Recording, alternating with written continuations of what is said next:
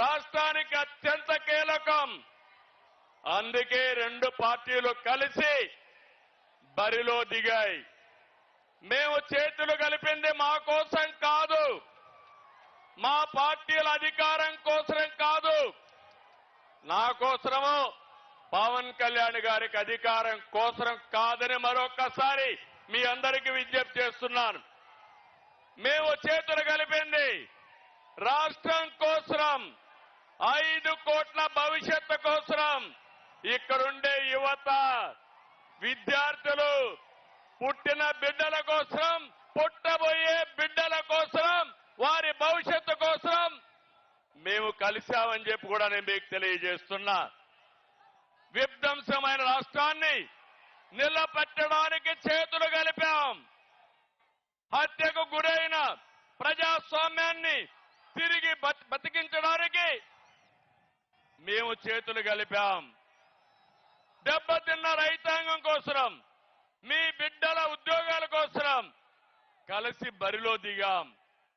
ప్రభుత్వ బాధలతో చిత్రమవుతున్న పేదవాడిని కాపాడడానికి ఇద్దరం కలిసి అడుగేస్తున్నాం. మా పొత్తు వైసీపీ విముక్త ఆంధ్రప్రదేశ్ కోసం, తెలుగువాడి ఆత్మగౌరవాన్ని కాపాడడం కోసం. నేను అడుగుతున్నా, తెలుగు వారికి రోషం ఉందా తమ్ముళ్ళు అని అడుగుతున్నా. మాకు రోషం ఉంది, సత్తా చూపిస్తామని గట్టిగా చప్పట్లు కొట్టి హర్షాన్ని, ఆమోదాన్ని తెలియజేయండి. ఒక వ్యక్తి అహంకారం వల్ల జరిగిన నష్టాన్ని ఒక సీనియర్ నేతగా నేను చూస్తూ ఊరుకొండలేను. అదే సమయంలో ప్రశ్నించే, ఎదిరించే తత్వం ఉన్న పవన్ కళ్యాణ్ కూడా మౌనంగా ఉండలేరని మరొకసారి మీకు విజ్ఞప్తి చేస్తున్నా. అందుకే ఇది ప్రజలు కుదిర్చిన పొత్తు, జనం కోరుకున్న పొత్తు, రాష్ట్రంలో వెలుగు నింపే పొత్తు. అవునంటే గట్టిగా ఆమోదం తెలియజేయండి. రాష్ట్ర పునర్నిర్మాణం కోసం మాతో చేతులు కలపండి, మాతో అడుగేయండి మనస్ఫూర్తిగా మిమ్మల్ని అందరినీ కోరుకుంటున్నా. అదే సమయంలో మీరు ఒక్కసారి చూస్తే రాష్ట్ర పరిస్థితి అందరం అర్థం చేసుకోవాలి. 2014 గతాన్ని ఒకసారి నెమరు వేసుకుని భవిష్యత్తుకు నాంది పలకాల్సిన బాధ్యత మనందరికీ ఉంది. 2014 ఏ విధంగా ఉందో ఒక్కసారి మీరు ఆలోచిస్తే, విభజన జరిగింది, హేతుబద్ధత లేదు. కానీ ఆ రోజు మీరు చూస్తే పవన్ కళ్యాణ్ గారు ఎన్నికల ముందే ఇప్పుడు నేను పోటీ చేయడం కాదు, రాష్ట్రాన్ని కాపాడుకోవాలి కాబట్టి తెలుగుదేశం బీజేపీ ప్రభుత్వానికి సమర్థిస్తామని స్వచ్ఛందంగా ముందుకొచ్చిన వ్యక్తి పవన్ కళ్యాణ్ గారిని మరొకసారి విజ్ఞప్తి చేస్తున్నా. అక్కడి నుంచి మేము అధికారాన్ని ఒక బాధ్యతగా తీసుకున్నాం. ప్రతి క్షణం రాష్ట్రం కోసం ఆలోచించాం. నాడు మీరిచ్చిన అధికారంతో ఆర్థిక కష్టాలున్న రాష్ట్రం, రాజధాని లేని రాష్ట్రం, పరిపాలన అస్తవ్యస్తంగా ఉన్న రాష్ట్రం, అవన్నీ కూడా అంచెలంచెలుగా ఏం చేయాలని ఆలోచించాం. అయితే ప్రజలందరూ కూడా ఒక షాక్ లో ఉన్నారు. విభజన జరిగింది, హైదరాబాద్ నగరం పోయింది, మాకు పింఛన్లైనా ఇవ్వగలుగుతారా, రాష్ట్ర భవిష్యత్తు ఉంటుందా అని ఆలోచించే సమయంలో ఆ రోజు అనేక కార్యక్రమాలు చేశాం. ఒక్క విషయం ఇక్కడ గుర్తుపెట్టుకోవాలి, ఆంధ్ర రాష్ట్రంలో అన్ని వనరులు ఉన్నాయి.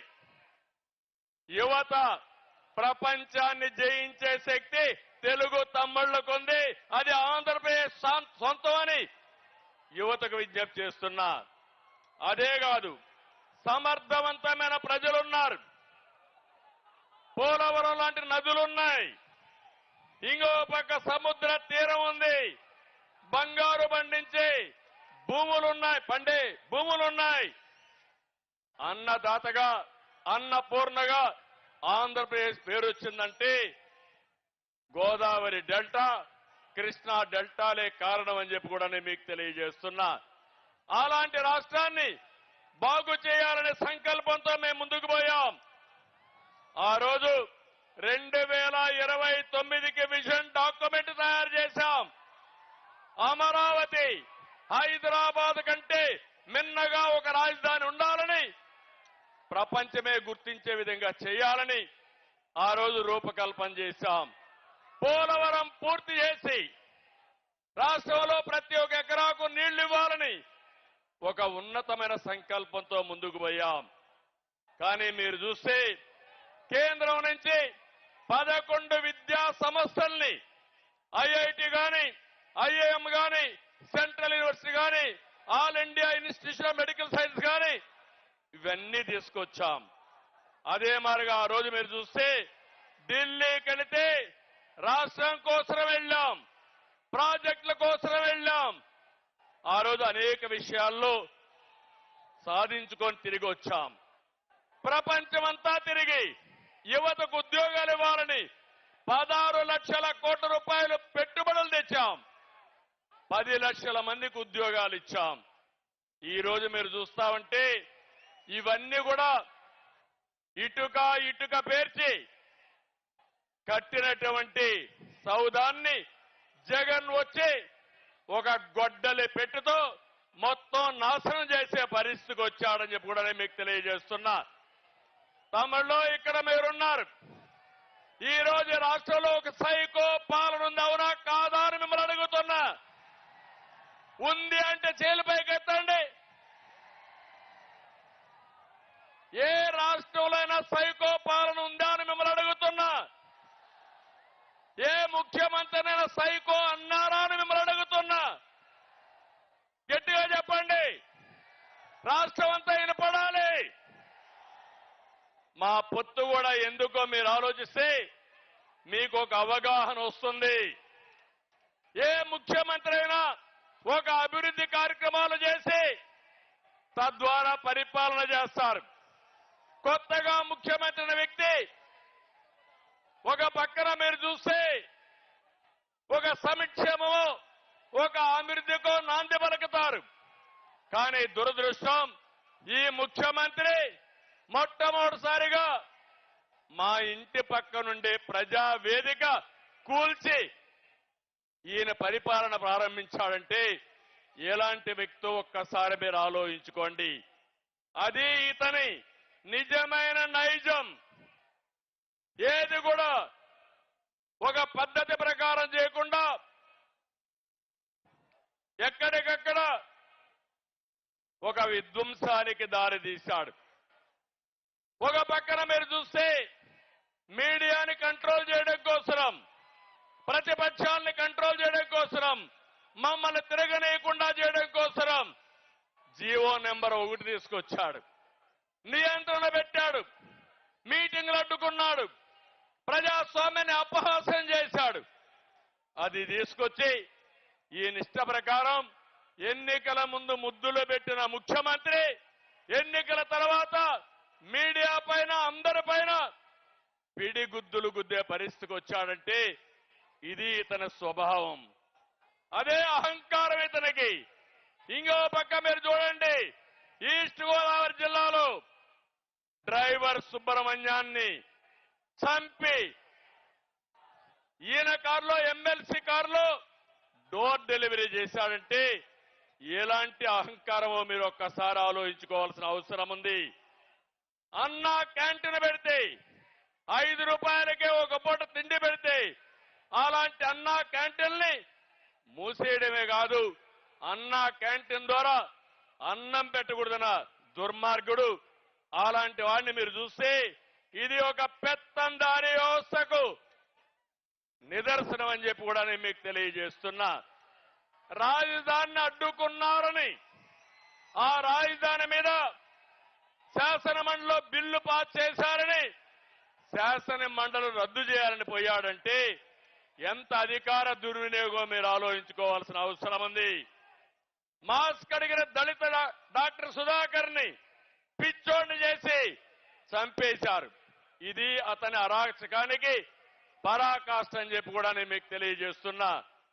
రాజధానిలో విట్ ఉంటే, ఎస్ఆర్ఎం ఉంటే, అమృత లాంటి యూనివర్సిటీ ఉంటే 15,000 మంది బయట వాళ్ళు వచ్చి చదువుకునే పరిస్థితి క్రియేట్ చేసి అవన్నీ తెలుగుదేశం పార్టీ పెట్టారనే దురుద్దేశంతో రోడ్లు కూడా వేయకుండా, నీళ్లు కూడా ఇవ్వకుండా, కడాన మట్టి కూడా రోడ్డు మీద ఉంటే తవ్వకపోయిన దుర్మార్గులు అని చెప్పి నేను మీకు తెలియజేస్తున్నా.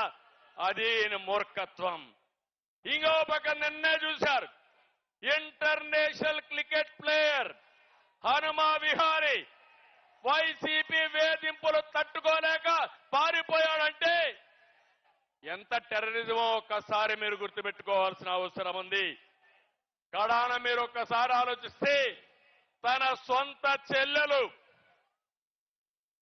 ఆస్తి తగాదాలు, ప్యాలెస్ తగాదాలు విభేదించి వేరే పార్టీలో చేరితే ఆవిడ యొక్క పుట్టుక పైన, చెల్లెల పైన, తల్లి పైన సోషల్ మీడియాలో పోస్టింగ్స్ పెట్టాడంటే ఎలాంటి వ్యక్తో ఒకసారి మీరు ఆలోచించుకోవాలి. ఇది యొక్క ముఖ్యమంత్రి యొక్క మానసిక స్థితికి నిదర్శనం. ఇక్కడే పవన్ కళ్యాణ్ గారు ఉన్నారు. ఇప్పటంలో మీటింగ్ పెట్టారు, సభకు స్థలం ఇచ్చారు. సభకు స్థలం ఇస్తే ఆ కసితో రోడ్డు వెడల్పు పేరుతో ప్రొక్లైన్లు తీసుకుపోయి ఎక్కడికక్కడ ఇండ్లన్నీ కూలగొట్టాడంటే అది ఈ ముఖ్యమంత్రి యొక్క విధానం.